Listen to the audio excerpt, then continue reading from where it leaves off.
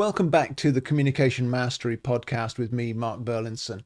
This is where we unleash the power of understanding to build bridges and not boxes, because we understand that communication is the oxygen of teamwork.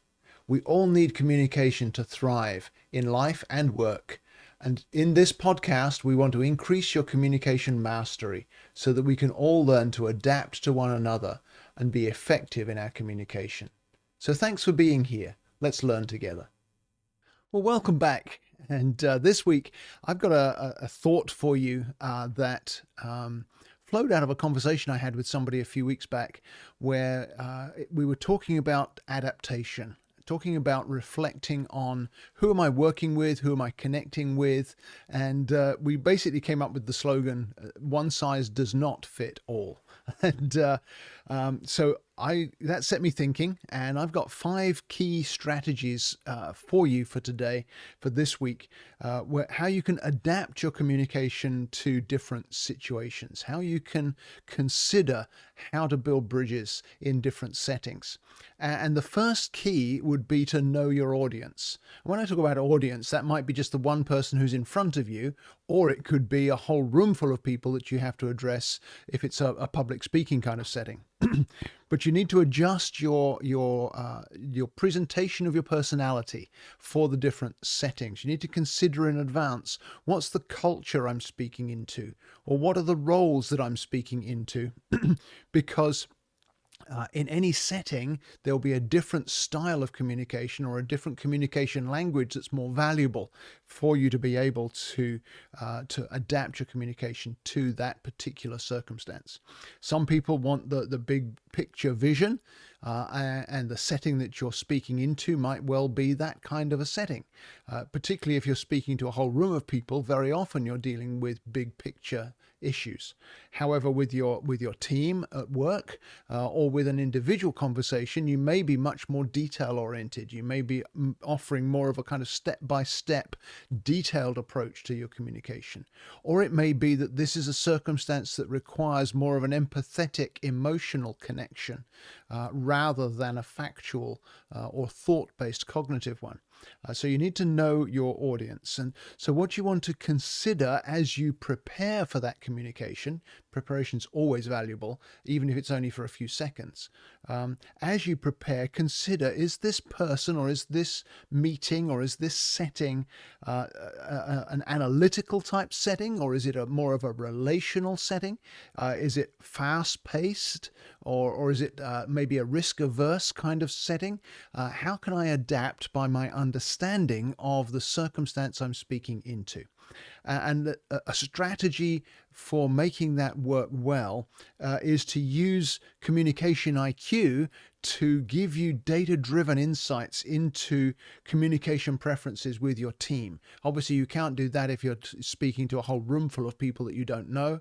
But in any other setting, whether it's a one-on-one individual conversation or it's a team meeting where you need to talk strategy or the goals that you're reaching for in this quarter, you want to be able to know, how does your team need that interaction?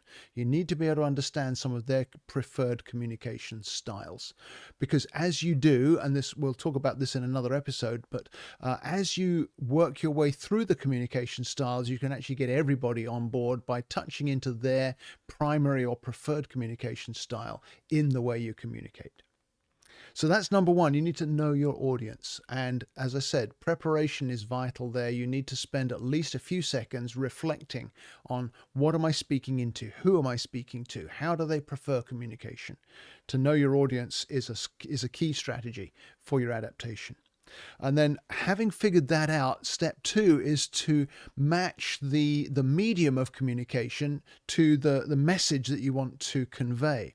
So you're kind of choosing your channel based on the content that you need to communicate, and also to some degree to the urgency of that communication. If this is a crisis, you're going to communicate in a very different way than if this is a strategy meeting or if this is a brainstorming gathering.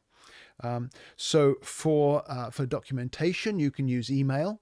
If this is something that just needs to be communicated and retained, email works well with that. But if it's more than documentation, the words on a page or the words on a screen only really convey about 15 to 20% of the communications content. And so you're going to miss out on a lot of context if you only use text-based communication. You need to use at least a phone call or a voice call of some kind, or preferably a face-to-face communication if you need to convey any degree of nuance to what you're saying, if there has to be some emotion involved, because you never get any emotion, or you get misinterpreted emotion from text-based communication. Um, the um, the difference of tone can make a huge difference to how something is received. And you have no control over how somebody reading what you've written is going to put tone to it. So you could be saying exactly the same thing, but with two completely different tones. And that will affect how the other person or how the group of people receive what you're saying. That's why face-to-face or voice call is so important, because you can at least use tone of voice, if not also body language and facial expression, to convey more fully the emotion or the nuance of what you're communicating. The other medium that can often be helpful in the short term is text or chat.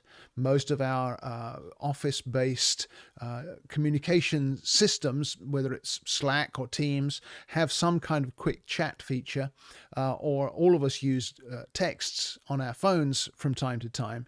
That gives you speed, it gives you simplicity, it's quite helpful for urgency and for detail, but again, it's not a good way to communicate anything beyond that. And so it's important not to misuse some of those channels. You've got to match the medium that you're using to the message you want to convey. And key strategy tip here, I've kind of already unpacked it, but the key strategy tip would be that if there's any emotion involved, then you must go human. It's got to be face to face, or at least voice to voice. It's always better than just written words if there's any kind of emotion involved. That could be positive emotion or negative emotion. Both ways, it's very important that the emotion be included in the communication. Otherwise, it's going to be ineffective. Third strategy for adapting is to be able to vary your tone. So you adjust your tone to the need and to the interaction. You can change your tone based on the relationship you have with your listeners or the ones you're communicating with. You can also adjust your tone based on the context of the communication. Is this a work exchange? Is this a social exchange? Is this a departmental or company-wide? Is this just to our team or to everyone in the group? All of those kinds of contexts, you can adjust your tone. And also the goal of the communication will cause you to adjust your tone as well. So if the goal is to reinforce some sort of boundary, then obviously your tone is going to be different than if your goal is to present an opportunity and encourage everybody to join together to work toward it. So you can be supportive and warm in tone with team members, especially if it's a smaller team. You need to be confident with clients or with the broader team in the whole company. You can also be consultative with clients. So tell me what you think, or tell me what you see. Help me understand what your needs are. You can get that back and forth consultative tone with a client. And in the hopefully rare situations where there's some kind of crisis, there's a problem that needs to be fixed, or a mistake that needs to be corrected, you need to be calm and confident in your tone. And often that's the hardest one to achieve. In a crisis, and we've got previous episodes in the podcast that you can go back and look at for more detail on crisis communication. But with a crisis, you have to be able to take a breath at least, to be able to come across as calm and confident, even if on the inside you're anything but that, because otherwise it's just going to inflate the crisis to a higher level. So adjusting your tone is very important. And here's a little tip with that. You can begin to mirror the language styles of the ones you're interacting with to build comfort and rapport. That often increases your ability to connect and increases your ability to be able to communicate effectively. You don't want to mimic somebody else's style, but if you can adapt to their style and mirror it to some degree, that can often help because it creates that subconscious emotional bond that helps us to communicate more effectively. So that was 3 of our 5 strategies. The fourth one is always to ask before you tell, because most of us fall into the trap of assuming that we know what is needed or assuming that we know what somebody wants. But you know that assume is what makes an ass out of you and me. That word as you unpack it. We want to ask questions. We want to understand needs. We want to hear concerns and also be able to discern someone's preferred communication style before we bring in any kind of telling or instructing to our communication. So we want to ask things like, so what's most important to you in this? Or would it help if I talked through the details? Or would it help if I gave you a quick summary? You're asking rather than telling.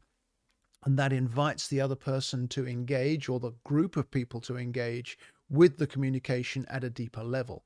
That will make it more effective, but it will also help you adapt based on what you then receive in answer to those questions. The answers you get will help you and inform you with your adaptation. So a strategy tip for this point would be to let them guide you in the degree of information, how much information or what direction they need from you. How can I help you be effective in what you're doing? Or what do you need from me in order to achieve what you want to achieve? Those kinds of questions are very helpful in order to help you adapt to the communication needs of the people that you're supervising or guiding or even just doing business with. And then the final strategy that helps us to adapt to different settings is to grow the skill of adjusting in real time. So this involves observation. Watching and adjusting kind of go together.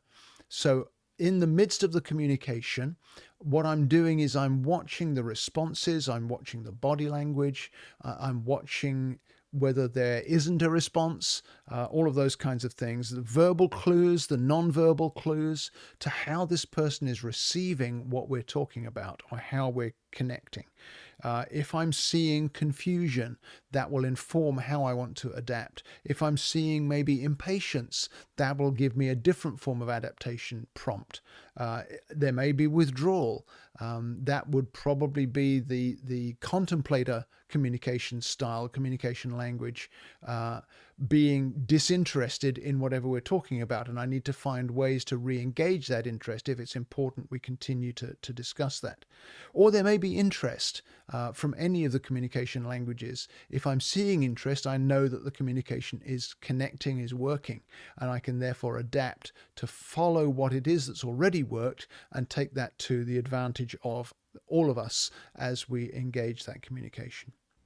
American business wastes billions of dollars every year on miscommunication.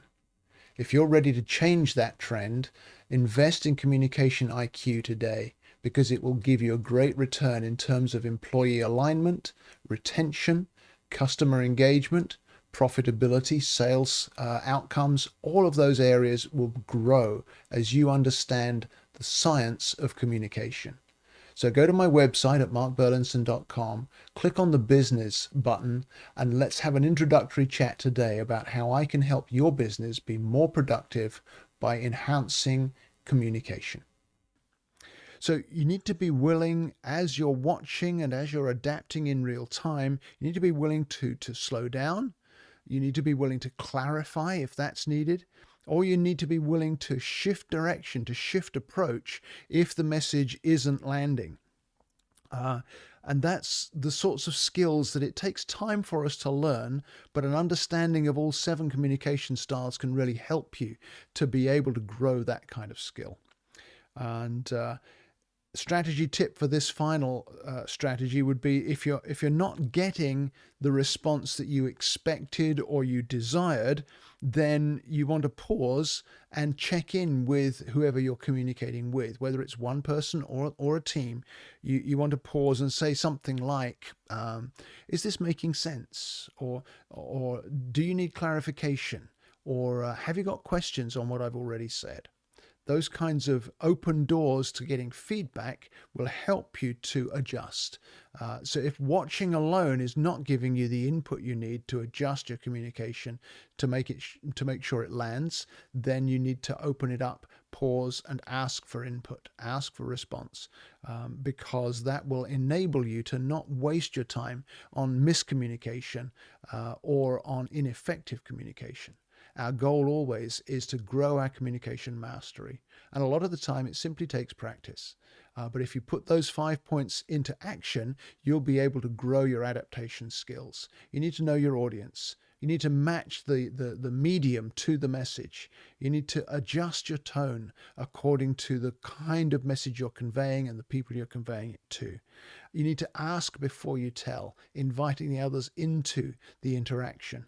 And you need to watch and adjust in real time so that you can make sure that you don't continue in a way that's unhelpful. You can adapt instead to bring the message home and to make sure it's fruitful. So I trust that's helpful to you, and I look forward to your feedback. Remember to text me on the link in the podcast show notes. Text me with your questions. Text me with your feedback. What was helpful to you? What would you like to hear more on?